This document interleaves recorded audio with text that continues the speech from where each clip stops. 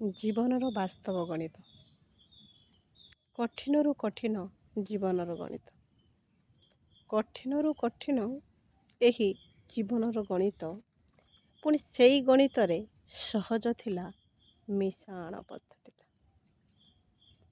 ପୁଣି ସେହି ଗଣିତରେ ଅତି ସହଜ ଥିଲା ମିଶାଣ ପଦ୍ଧତିଟା।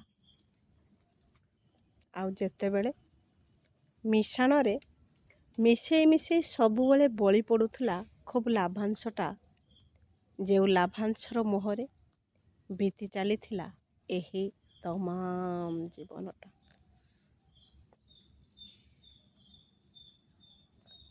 ବିତି ଚାଲିଥିଲା ଏହି ଜୀବନର ଗଣିତ।